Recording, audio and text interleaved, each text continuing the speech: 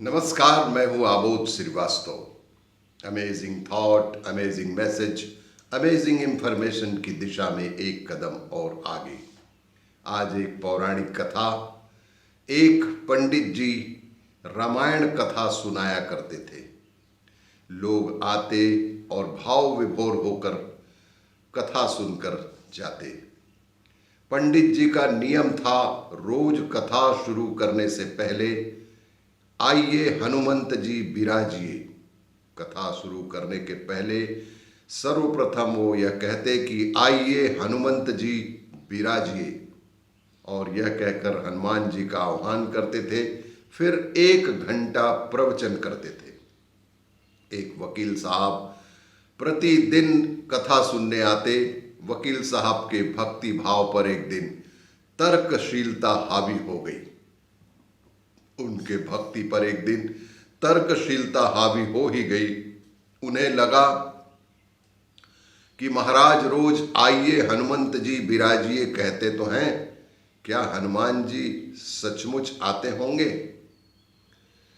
अतः वकील साहब ने पंडित जी से पूछा कि क्या महाराज जी, आप रामायण की कथा बहुत अच्छी कहते हैं, हमें बड़ा रस आता है, परंतु आप जो गद्दी प्रतिदिन हनुमान जी को देते हैं, उस पर क्या हनुमान जी सचमुच आकर विराजते हैं?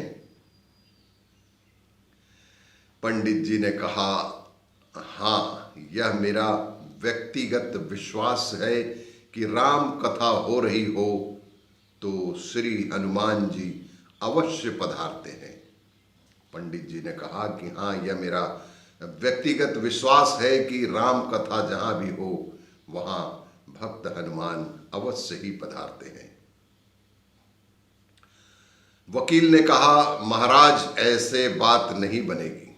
वकील ने कहा, महाराज ऐसे तो बात नहीं बनेगी। हनुमान जी यहां आते हैं, इसका कोई सबूत दीजिए। हनुमान जी वास्तव में यहां आते हैं, इसका कोई मुझे सबूत दीजिए। आपको साबित करके दिखाना चाहिए कि हनुमान जी आपकी कथा सुनने आते ही हैं। महाराज जी ने बहुत समझाया कि भैया, आस्था को कोई सबूत की कसौटी पर नहीं कसना चाहिए। महाराज जी ने वकील साहब को समझाया कि आस्था को किसी सबूत की कसौटी पर कभी कसना नहीं चाहिए। यह तो भक्त और भगवान के बीच का प्रेम रस है, व्यक्तिगत श्रद्धा का विषय है। आप कहो तो मैं प्रवचन करना बंद कर दूं या आप कथा में आना छोड़ दूं। लेकिन वकील साहब नहीं माने। लेकिन वकील नहीं माना। वो कहता ही रहा कि आप कई दिनों से दावा करते आ रहे हैं, यह बात और स्थानों पर भी कहते होंगे, इसलिए महाराज आपको तो साबित करना होगा कि हनुमान जी की कथा सुनने के लिए राम कथा सुनने के लिए भक्त हनुमान जी यहां उपस्थित होते ही हैं। इस तरह दोनों के बीच वाद विवाद होता रहा।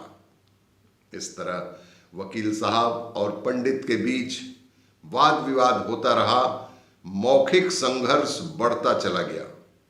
मौखिक संघर्ष बढ़ता चला गया। वकील अपने तर्क शक्ति का प्रयोग करते रहे, पंडित अपनी आस्था का। अंत में हार कर पंडित जी ने महाराज ने कहा, हनुमान जी हैं या नहीं उसका सबूत कल दिलाऊंगा। कल कथा शुरू हो तब प्रयोग करूंगा, और जिस गद्दी पर मैं हनुमान जी को विराजित होने को कहता हूं, आप उस गद्दी को आज अपने घर ले जाइए।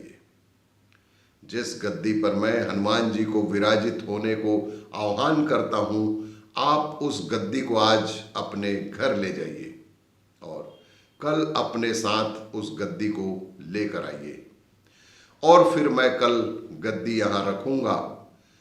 मैं कथा से पहले हनुमान जी को बुलाऊंगा। फिर आप गद्दी को एक बार उठाकर दिखाइएगा। यदि आपने गद्दी को ऊपर उठा दिया तो समझना कि हनुमान जी नहीं है। वकील इस कसौटी के लिए तैयार हो गए। पंडित जी ने कहा कि हम दोनों में से जो पराजित होगा वह क्या करेगा, इसका निर्णय भी कर लें। यह तो सत्य की परीक्षा है, यह तो सत्य की परीक्षा है, तो इसके पश्चात कौन क्या करेगा इसका भी निर्णय होना आवश्यक है। सभी भक्तजनों के समक्ष वकील ने कहा कि मैं गद्दी ऊपर न उठा सका तो वकालत छोड़ दूंगा और आपसे दीक्षा लेकर आपकी सेवा में लग जाऊंगा, और यदि आप पराजित हो गए तो क्या करोगे? वकील ने पूछा कि यदि आप पराजित हो गए तो क्या करोगे? पंडित जी ने भी कहा कि मैं कथा वाचन छोड़कर आपके ऑफिस का चपरासी बन जाऊंगा। अगले दिन कथा मंडल में पंडाल में भारी भीड़ हुई। जो लोग रोजाना कथा सुनने नहीं आते थे वे भी भक्ति, प्रेम और विश्वास की परीक्षा देखने आए। आज पंडाल में सबसे अधिक भीड़ लगी थी जो प्रेम, विश्वास और भक्ति की परीक्षा देखने आए थे। काफी भीड़ हो गई, पंडाल भर गया। श्रद्धा और विश्वास तथा भक्ति का प्रश्न जो था। पंडित जी महाराज और वकील साहब कथा पंडाल में पधारे।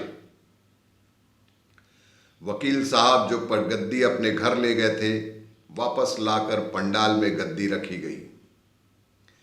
पंडित जी ने सजल नेत्रों से मंगलाचरण किया और फिर बोले, आइए हनुमंत जी विराजिए। ऐसा बोलते ही पंडित जी के नेत्र सजल हो उठे और मन ही मन पंडित जी बोले, प्रभु आज मेरी प्रतिष्ठा का प्रश्न नहीं है, आज मेरी प्रतिष्ठा का प्रश्न नहीं है, बल्कि रघुकुल रीति की परंपरा का सवाल है। मैं तो एक साधारण जन हूं, मेरी भक्ति और आस्था की आज लाज रखियो प्रभु। और फिर उन्होंने जोर से कहा कि आइए हनुमंत जी विराजिए।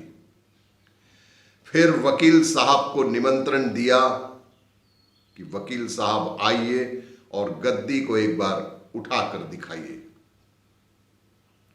लोगों की आंखें जमी की जमी रह गई, फटी की फटी रह गई। वकील साहब खड़े हुए, उन्होंने गद्दी को उठाने के लिए हाथ बढ़ाया पर गद्दी को स्पर्श भी न कर सकी। वकील साहब गद्दी को उठाने की तो दूर उसे स्पर्श भी न कर सके। जो भी कारण रहा हो, उन्होंने 3 बार हाथ बढ़ाया किंतु तीनों बार गद्दी को छू सकने में भी असमर्थ रहे। पंडित जी देख रहे थे, गद्दी को पकड़ना तो दूर, वकील साहब गद्दी को छू भी ना सके। तीनों बार वकील साहब पसीने पसीने से तरबतर हो गए। वकील साहब पंडित जी महाराज के चरणों में गिर पड़े और बोले, महाराज गद्दी उठाना तो दूर, मुझे नहीं मालूम कि क्यों मेरा हाथ भी गद्दी तक नहीं पहुंच पा रहा है। वकील हैरान परेशान हो गए कि कैसा चमत्कार है ईश्वर का कि मेरा हाथ गद्दी उठाना तो दूर, गद्दी को छू भी नहीं पा रहा है, अतः मैं अपनी हार स्वीकार करता हूं। कहते हैं कि श्रद्धा और भक्ति के साथ की गई आराधना में बहुत ताकत होती है और भक्ति, आस्था और विश्वास को किसी कसौटी पर नहीं कसना चाहिए। और इसी तरह की कहानियों के लिए देखते रहिए मेरा वीडियो। लाइक करें, सब्सक्राइब करें और शेयर अवश्य करें। धन्यवाद।